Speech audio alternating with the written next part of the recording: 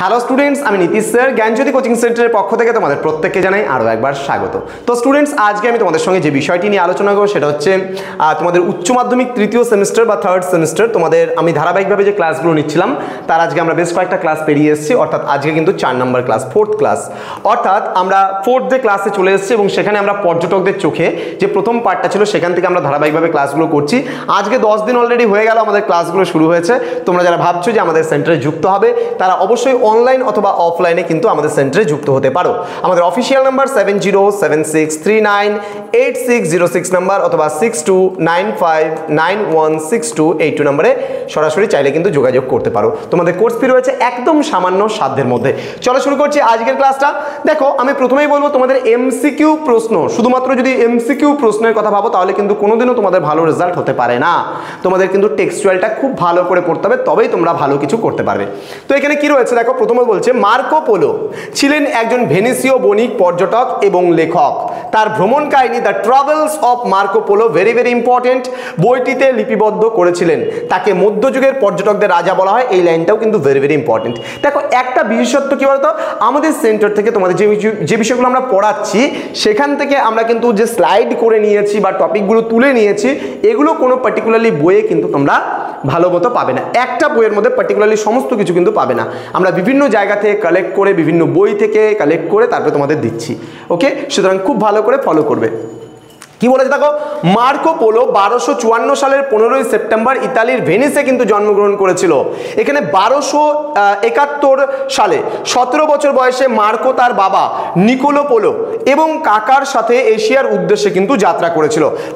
তারা silk road ধরে ভারত ভ্রমণ করেন এবং মঙ্গল সম্রাট কুবলাই খানের দরবারে কিন্তু পৌঁছান। তো মনে রাখতে হবে, এটা কুবলাই খানের দরবারে এবং সিল্ক রোড ধরে বা সিল্ক রুট ধরে কিন্তু এসেছিলেন। নেক্সট কি বলেছে দেখো, নেক্সট বলেছে 1295 সালে। ওকে, কথাটা মনে রাখবা ভালো করে। এখানে বলেছে 1295 সালে ভেনিসে ফিরে আসার পর মার্কো পোলো তার ভ্রমণ কাহিনী the travels of Marco polo বইটি রচনা করেছেন।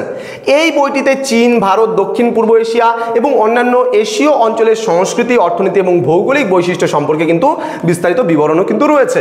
বলছে মার্কো পোলোর ভ্রমণ ইউরোপীয়দের কাছে এশিয়া সম্পর্কে নতুন ধারণা তৈরি করে।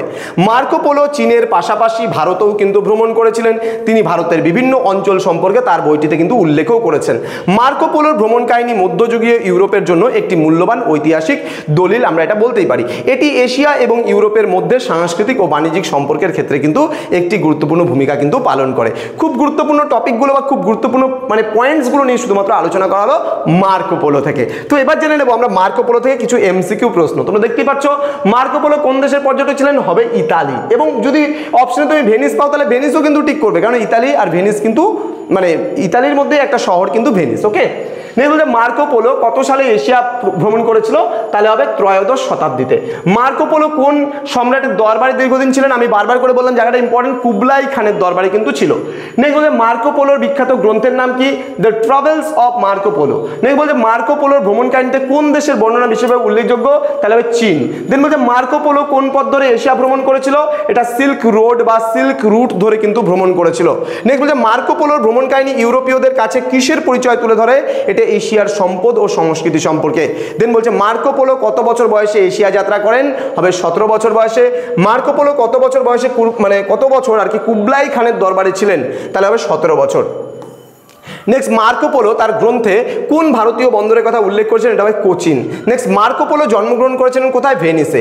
নিকোলো পোলো ছিলেন মার্কো পোলোর ড্যাশ, তাহলে হবেন বাবা। মধ্যযুগের পর্যটকদের রাজা কাকে বলা হতো, মার্কো পোলোকে বলা হতো। লাস্ট যেটা আছে, মার্কো পোলোর জীবনাবসান ঘটে কবে, 1324 খ্রিস্টাব্দে। এই ছিল আজকের স্ট্রাকচার, এই ছিল আজকের বিষয় আলোচনার। নেক্সট ডে আমি পড়াবো নাম্বার 5 ক্লাস, যেটা হবে সেটা হচ্ছে আল বেরুনির ওপরে কিন্তু হবে। এইভাবে আমাদের প্রতিটা পার্ট কিন্তু এখানে রেডি করা আছে। পর্যটকদের চোখে আমি বলেছিলাম তোমাদের এখানে আমি সর্বমোট 20টা ক্লাস নেব, অর্থাৎ আমাদের আজকে কিন্তু 4 নম্বর ক্লাস শেষ হয়ে গেল। আমরা খুব তাড়াতাড়ি নিয়ে আসবো পরবর্তী ক্লাসগুলো। দেখা হচ্ছে খুব তাড়াতাড়ি আরও একটা নতুন ক্লাস নিয়ে তোমাদের সঙ্গে। তোমরা প্রত্যেকেই ভালো থেকো, সুস্থ থেকো। Thank you so much, thanks for watching after all, thank you.